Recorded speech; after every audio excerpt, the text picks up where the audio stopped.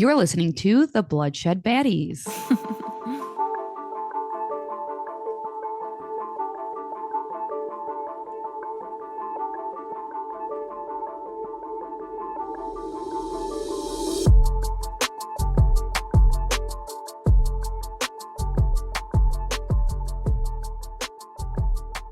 Hi, I'm Lex, And I'm Sam. and we're the Bloodshed Baddies. Hello, hello, hello, baddies. Good afternoon, evening, morning, midday. Good day, sir. Or ma'am. Mostly ma'ams, probably, for being honest. What did you do this weekend, Lex? This weekend, Friday, we went out with some friends. Saturday, I don't think I left the couch. Nice. It was a rainy day in Nashville, and we watched White Lotus. Ooh. And then on Sunday, we went out with some friends for St. Patrick's Day. Yes, it was just St. Patrick's Day for us, but for you guys, it's like a couple weeks after St. Patty's Day. What? But Oh, I said for us. I was like, St. Patrick's Day is different in Florida? No, for our dear listeners. But for me this weekend, I had a wedding and I just like have decided I'm just such a sucker for weddings. I'm love everything about them. I love, especially when it's like two people that you're like, oh my God, I love them both so much. And then they get married and you're like, oh my God. So I was wondering, Lex, what are your favorite like wedding traditions? Ooh. Good question. So I don't love weddings. What? Um, I actually think a lot of the traditions don't make a lot of sense. Okay, fair, but we can still have some Yeah. favorite parts. But Well, first, I want you to explain why you don't love weddings. um, I don't so I think like when people have like a ceremony that's not connected to like a church and it's just like very between the two of them, I think like that's more my speed. Whereas I feel like the church is a lot of like it's just like the same as every other wedding to me. And I just feel like I don't know, I don't love it. Oh, But ma. I love a reception. Well, that counts too. So, what are your favorite, Okay. like, you know how they do certain things that there's traditions at receptions too? Yes. I do. I love when they do the dance where like everybody goes up and dances, and then if you've been married for less than a day, you get off. And if Oh, you've been married yes. for less, and then like the you find out the longest couple that's been together. I think that's very cute. I think a great wedding tradition is a late night snack at the wedding. I agree. I love a late night snack, especially when you're drinking. I think that's fun. But yeah, like for me, the most fun part about the wedding is celebrating. Yeah, for sure. And you get to see how many people like support the couple and how many people, even like the bridal party. Like, I know some people have big ones, some people have small ones, but you see how much, for the most part, like they care by doing certain things for the bride, like getting a dress and getting all nice that day and doing a grand entrance and doing an exit and like dancing. And like, it's just like so nice to see people come together, I think, for like love, basically. I do like the dressing up part too. Like it's nice to have an excuse to dress up for somewhere. Oh, yeah, for sure. What are your favorite parts? I guess your wedding traditions that you like. Well, I guess I just realized I'm a sucker for weddings, so I love all parts of weddings. What was your like But fave? oh my God, my five. I love when people write their own vows. I love hearing like from their mouths what they love and promise each other for sure. I know like Yeah, I not like everyone that can part do too. that. Yeah. When like the flower girl and ring bearer, the cute little kids just like boop, boop, boop, walking down the aisle, I think that's so adorable. I was like tearing up at this If they wedding. actually make it down the aisle. That's very true. But I didn't even know the children at this wedding, and I'm like, oh my God, I'm tearing up. And I like the dances, like you said, the anniversary one. I like dancing with the mom, dancing with the dad, dancing with each other. The first dance, I just like, I think I just like everything about it. Okay.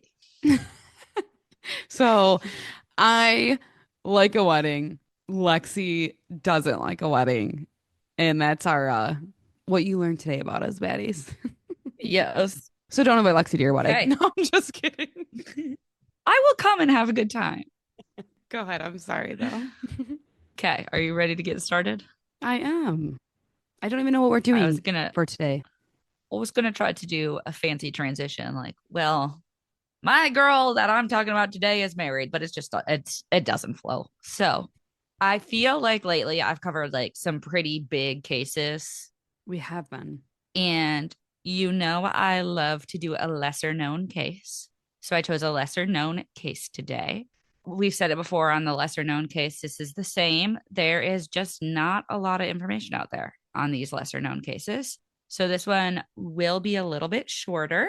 But today I am going to talk about the disappearance and murder of Anne Mineko Race. I do not think I've ever heard this before. I never heard this before. And it's also kind of older. Like you weren't alive when it happened. Ooh. I actually wasn't alive yet either. 2 short months later, though, I would make my entrance into this world. Oh. So Anne lived in Newhall, California. She was married to John. John was a former Los Angeles County Sheriff Sergeant Mm, who left the force and became a teacher at a school in Compton. that's Together, they nice. had 3 children. Anne was described as a very loving mother. She was also a planner. She was organized and meticulous. So kind of like you, Yes, Lex. kind of like me. She was a stay at home mom and she volunteered at her children's school and she volunteered at their church. She loved volunteer work. So right away, they sound very wholesome. Cop turned teacher, stay-at-home mom, volunteering at church, and being a great mom. Yes. In 1991, she was 42 years old. She and John had been married for 19 years. Ooh, incredible. And unfortunately, this is all the background I could find about who Anne is. That's disheartening. I don't like when you can't find a lot of Yes, background. me neither. Because I like to like get to know these people. They're people. They're not just stories. Exactly. But from what you did find, I think we can infer that she seemed like she was volunteering in the neighborhood and through her community and through her church, and she was a good mom. So those are all like great things as well. She's also an adorable little woman. She was very little and tiny. And she was 42, but her hair had like started going gray. And it's like kind of like in this like poofy late 80s, early 90s afro. It's very cute. She sounds cute. On April 18th, 1991, Anne decided to leave John. Ooh. It seemed as though she had planned this for a little bit. Friends of hers at the church knew that she and John were struggling in their marriage. So she moved herself and her children into a condo and filed for divorce. Anne was actually having an affair at the time. She was dating an old high school sweetheart. Friends reported that she was super excited to start this next chapter of her life. Wow. Okay. I definitely did not see that coming, but obviously, like the people in the church said that they knew there were problems within the marriage. And then, I mean, I guess that makes sense. So, 4 days after Anne leaves on April 22nd, 1991, Anne dropped her 3 children off at John's. Her and John were seen chatting in the driveway for a little bit. Her daughter was hungry, so Anne planned to go to McDonald's, pick up dinner for the kids. She left for McDonald's and she never returned. Oh my gosh. I literally cannot find anywhere online who reported her missing or when they reported her missing. All I know is eventually she was, and the police started to investigate. So, just to help my understanding, she dropped the kids off. She chatted with John, but they were hungry. So, she was going to go get McDonald's, bring it back to the kids, I'm assuming. But she Yes, never returned. never returns. Wild. So John claimed to police investigators that he had spoken to Anne just a couple days after she went missing. Hmm. She had told him that she was going on an extended trip with her partner. That can be verified. He says that he gave her $25,000 to spend on this trip. What? For what purpose? Ain't nobody, not even the investigators, buying that story. Oh, who would give their spouse of 19 years just left them to be with a high school old boyfriend and is going on a trip with them and you said, "Here, let me fund it and give you $25,000 for said trip?" Never in my life. Wild, wild conclusion. First off, if that is true, you're no, it's just not even true. I can't even fathom that being any part of being true. Why would you tell somebody that? To make When the yourself look police good? You look dumb. You do. Yes. When the police began investigating, they went to Anne's new condo. There was a cold pizza sitting on her kitchen table. This was very odd because Anne's house was extremely clean and it would not be likely for her to leave food out. Also, to me, just saying, doesn't seem like somebody who's going on an extended trip would just leave food out on their kitchen table. Yeah, who would just leave a whole pizza? Going on vacation. I'm gonna leave out a pizza. That doesn't make any sense, especially if she's a very clean woman. I literally, my next sentence says, especially someone as meticulous as Anne. Yes, I would never. I'm like OCD when it comes to cleaning. I would never leave pizza on my kitchen table. Especially like, okay, I'm running to go get the kids. Not, I'm going on an extended trip and will be gone for months. Yes, let me go get the kids real quick. I'll leave it out. When I come back, it'll be there. I'm going on an extended trip. I'm leaving a flipping pizza there. That wouldn't happen. And also, super organized, meticulous person would print off labels with people's addresses on it when going to a trip. And then she would write them postcards and have those address labels so she could send them to all the people she cared about while she was on her trips. How cute is that?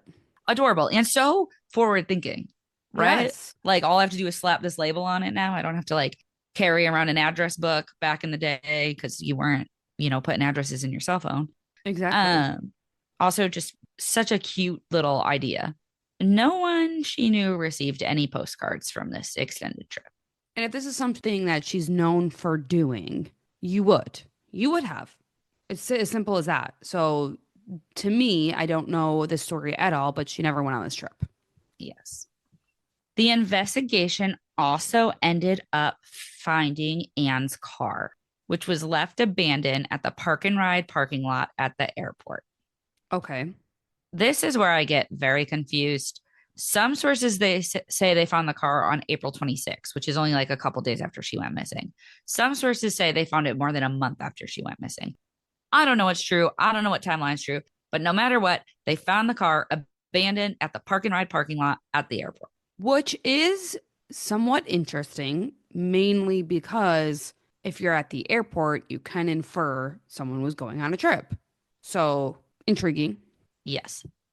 Two psychics came forward during the investigation, and the investigators really didn't have any leads, any idea where she could be.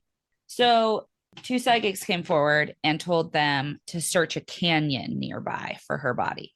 So, they went to the canyon and they dug up and searched several areas of this canyon with no luck. No evidence was ever found.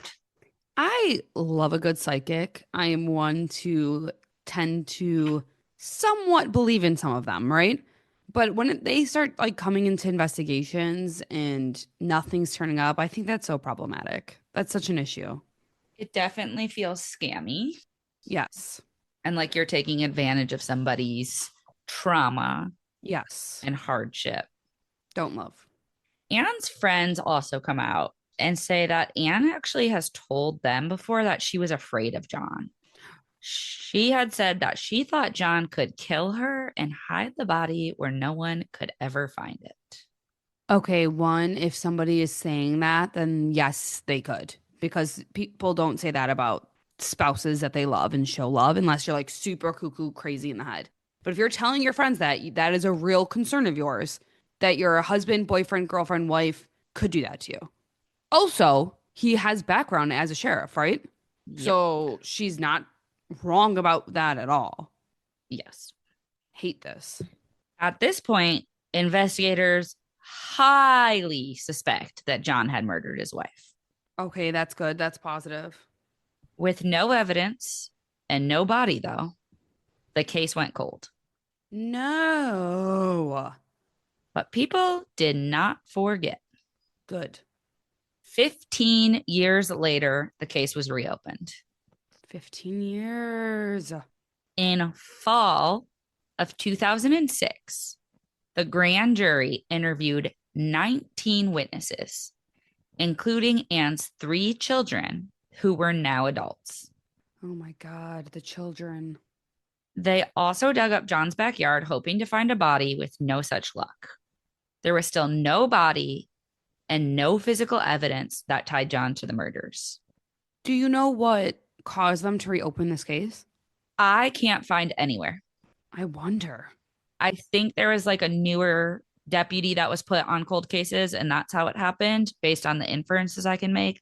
This is like, remember when I think one of the other cases I talked about where I was like, there's like 5 Google pages and then Yeah, it's no more. That's like how this case is. which is insane. And also, they're getting work done if they're like, let's dig up this man's backyard. 15 years later, let's go. Yes. And there's like a quote in one of the articles I read from like one of the investigators who was working on the case when it first started. And he was like, I'm glad we got some new blood in there to retry this case. So, Okay, what that makes me think is like someone else took over cold cases after he had left and somehow ignited this fire again. good. So, there's still no body, still no physical evidence that ties John to the murders. But this time, the grand jury decides there's enough evidence to go to trial. Yes. On October 21st, 2006, John steps off a plane from Thailand in LAX and is arrested and charged with the murder of Anne. Good. Because I was thinking that that was the way this was going. Also, what the poo was he doing in Thailand? Probably vacationing. Well, ha ha ha. Vacation ending terribly. That's all I can think about. Maybe work, but I don't Maybe. see why a teacher from Compton would need to go to Thailand. Yeah. Good point. So Joanne Race is the oldest of the children. She was 31 at the time of the trial, and she was basically the star witness. She had told the jury that she suspected that her dad did it. Oh my gosh. Can you imagine? And I know I always say, can you imagine? But you, I'm assuming, went to live with your dad afterwards. And for 15 years, you suspect him of being the one who did this to your mom. I can't fathom that. And from what I can understand, there's not a lot of like clear statements from the kids that are out anywhere. Is that while she may have suspected it and possibly like the middle child, the youngest child, they actually didn't even bring up as a witness or to testify. He very much stands by his dad's innocence. Oh, okay. Okay. However, despite all of this, in August of 2007, John was convicted of first degree murder. Convicted He was sentenced to 25 years to life in state prison. with little to no evidence, just Joanne talking. And a couple other witnesses, like the witnesses that came Oh, yeah. forward and said that she was afraid of him. But it's mostly witness testimony. It's almost all That's witness testimony. wild. John continues to maintain his innocence. Hmm. While Anne's family was very happy with the verdict, what they really want to know is where her remains are. Yeah. Put And their daughter those to have rest. not been found, and like till this day. That's so sad for the family. So that is the wild short story of Anne Mineko Race's murder. I want to know what you think happened. We are not saying this is what happened. We are doing a super big speculation based on very little to no evidence. And then I'll tell you my theory, but I want to hear yours first. My first question is, do you know what Joanne testified against the dad? Do we know what she said? No, basically just that she suspected that her dad did it. Okay. I know they asked a lot of questions about like, did you ever see your mom after that? Okay. Yada yada yada.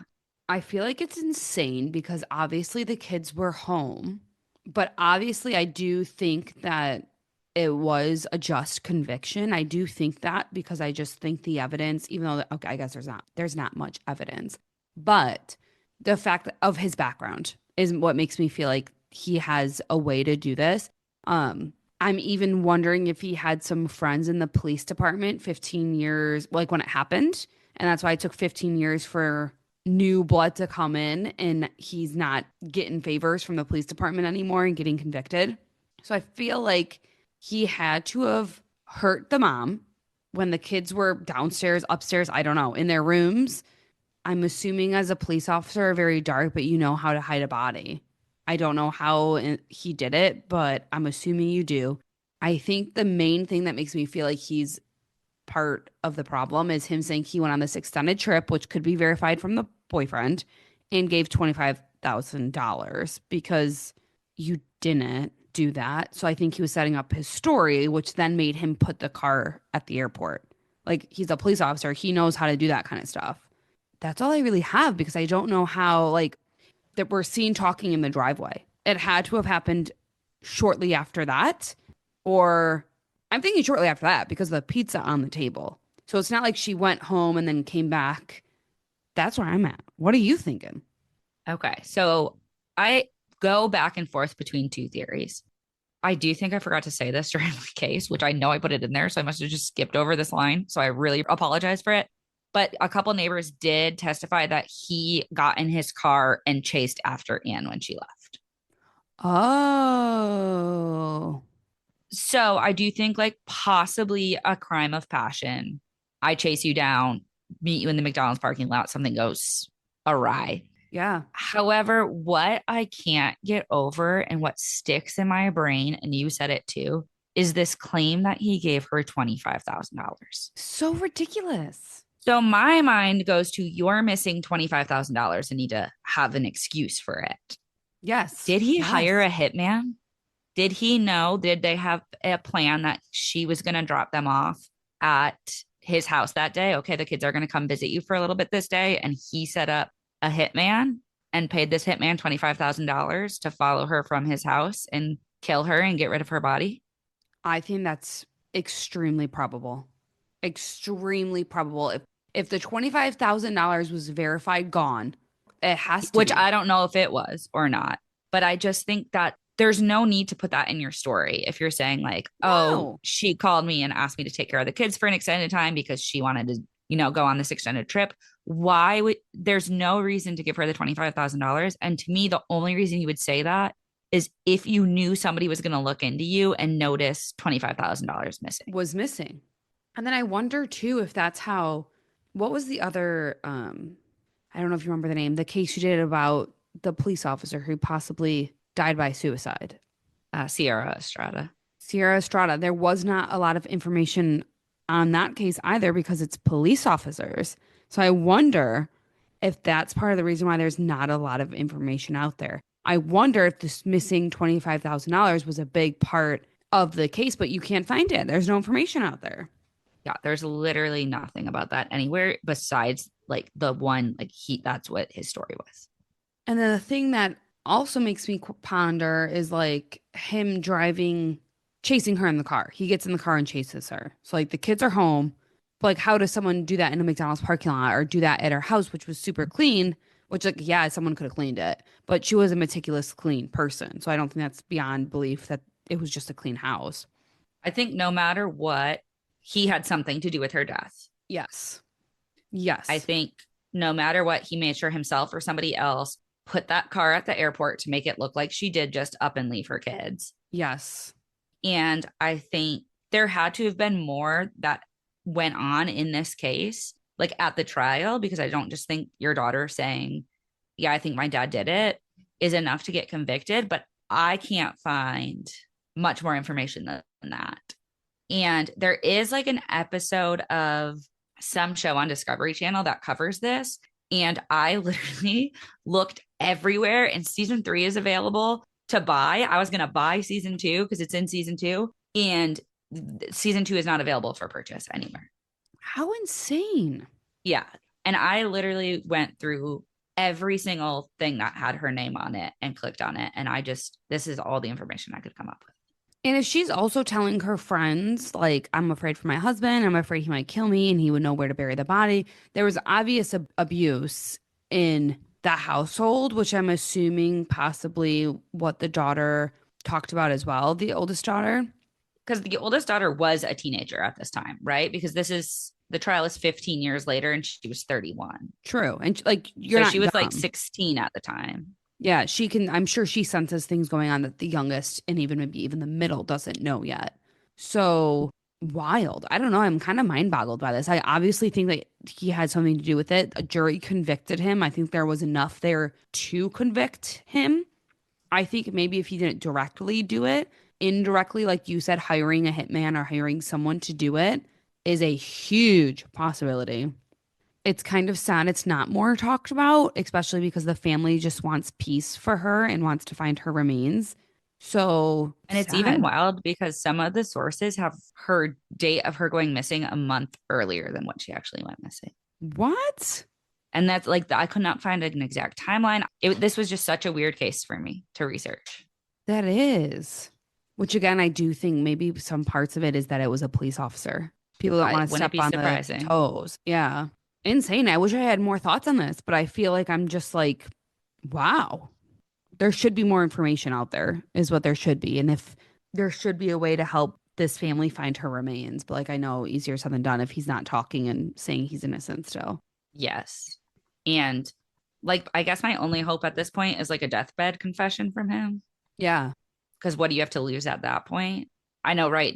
Well, I don't even know if anymore. I couldn't find anything about, but I know like when you first get convicted, like maintaining your innocence is great for appeals and stuff. But maybe it just doesn't seem like this guy will to me, but that's my hope for the family. That's what I agree. Or if like he did hire someone, he can say that, like, which I really see as a strong possibility after you said that. Dang. Short but crazy case. Yeah. So let us know what you think in the comments or down below on our whatever one you're on. Go to our Instagram. YouTube Actually, booth. let's just plug all those real fast. We are on Instagram, YouTube, Facebook, TikTok, all at Bloodshed Baddies. We are also on Podbean at bloodshedbaddies.podbean.com. We are on Spotify. We are on Amazon Music. We are on iHeart. We are on Apple. So go follow us everywhere, like us on everywhere, subscribe to us on everywhere, download our episodes, give us a nice review. Say, hey, the baddies are baddies. I don't know, something nice. Something nice would be fantastic. Also, you could send us an email if you want, just to say hey or a story or a case suggestion, because we love those, to bloodshedbaddies@gmail.com. We have some suggestions coming your way. So if you did email a suggestion, they're coming. Don't forget our intro music is made by our awesome cousin Vinny. Tell people, tell friends. Thank you so much for listening and tune in. Tell your enemies, tell anyone. Text your enemies. I know you hate me, but go listen to the baddies. We would love it. Yeah. And tune in next week for a new episode, A which is a Sam suggestion case. one. A Sam suggestion. Ooh. Well, you didn't suggest it, but No, a fan. Two baddies did. yeah, two separate baddies suggested the same case. So I'm excited because I don't think I know about it. I did not. So we shall see. Woo woo woo. Okay, peace out, Girl Scouts and Boy Scouts. That's all, folks. We love you. See you next time.